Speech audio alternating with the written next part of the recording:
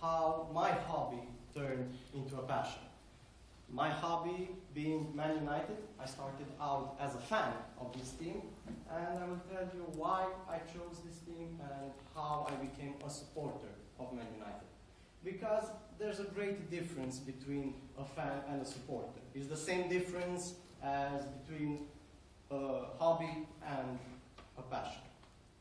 Now, the biggest difference is that a fan just likes a team. He doesn't support the team in a bona fide manner.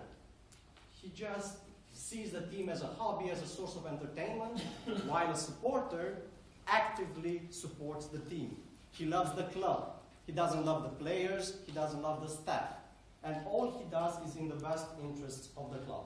Now, I am a Man United supporter, but I started out as a fan. And that happened on the 26th of May, 1999. Now, in that evening, Man United was playing against Bayern Munich from Germany. After 90 minutes, the score was not so good. It was 1-0 for Bayern. And there were 3 minutes of stoppage time. Now, what can you do in 3 minutes? Not much, some say. Well, not much if you're not Man United. Ole Gunnar Solskjaer and Teddy Sheringham scored twice, each a goal, and Man United brought home the trophy. That match, that game, created a special bond between me and the team. And as years go by, I started digging deeper and deeper to find out more about the club's values, about the club's history, and basically about its legacy. And one thing shocked me more than anything. It was a tragedy. In 1958, on the 6th of February, Man United was coming home from a trip in Yugoslavia after a game played against Red Star Belgrade. They stopped in Munich for a refuel of the plane. The plane tried twice to take off, and on the third attempt, it crashed. Out of the 44 passengers, 23 died. 8 of them were Man United players, and 3 were members of the staff.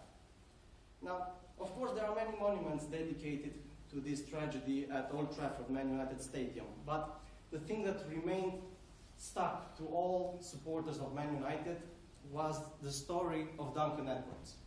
Now, Duncan Edwards at that time was a key player in the team. And he was on the plane when it crashed. He suffered multiple injuries, his kidney were damaged, and he was taken to a hospital in Munich. Now, Jimmy Murphy, the club's assistant manager, stood by Duncan Edwards for 3 days while he was in a coma. And on the third day, Duncan opened his eyes and said only one thing. What time's the kickoff against Wolves on Saturday, Jimmy? I can't miss that one. And he closed his eyes for the very last time. That was the United spirit back then. And that's the thing that attracted me most about this team. Now, after that crash, 2 survivors were more important than anyone. Matt Busby, who was the club's manager, and Bobby Charlton, another star of the team. After 4 months spent in hospital, Matt Busby started a national campaign for scouting young talents. And he started to rebuild the team around Bobby Charlton. 10 years after, Man United became the very first club in England to win the European Cup trophy after a final against Benfica Lisbon, 4-1, the final score. Now, there are many things that make Man United such a unique club, and one of them is stability. On the 6th of November 1986, a Scotsman arrived at the club. His name, Alex Ferguson.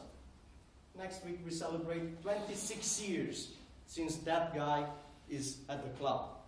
And he couldn't have stayed at the club for so long time if he didn't understand that the very core of the club is team spirit.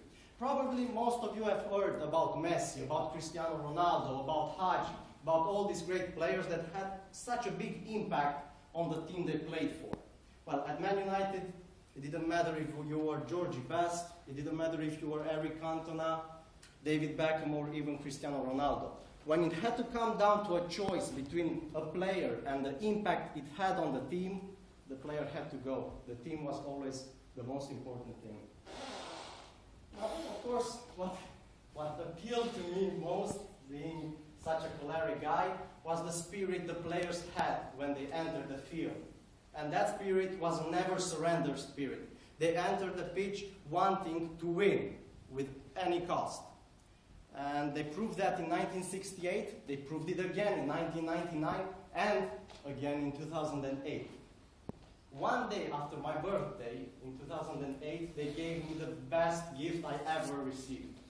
In the final against Chelsea, after 120 minutes, the score was tied. It was 1-1, and it went all the way down to penalties. Man United missed a penalty, and it was all in the hands of John Terry. Well, in the foot of John Terry.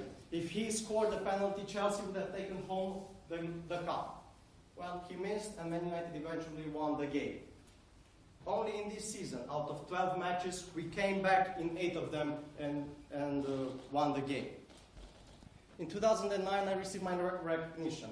I was given the award for Man United's #1 supporter in Romania from a local newspaper. I'm not going to say its name, of course. Now, being a supporter at Man United is not an easy task. Because one day you're up, the next day you're down, and you never know what's going to happen at the end of the game. And in all of this confusion, well, I can say that I'm sure of 2 things that I can rely on. The first one is that one day I'm going to die. And the second one is that I'm always going to be a proud supporter of Man United. And I'm not so sure about the first one. Thank you.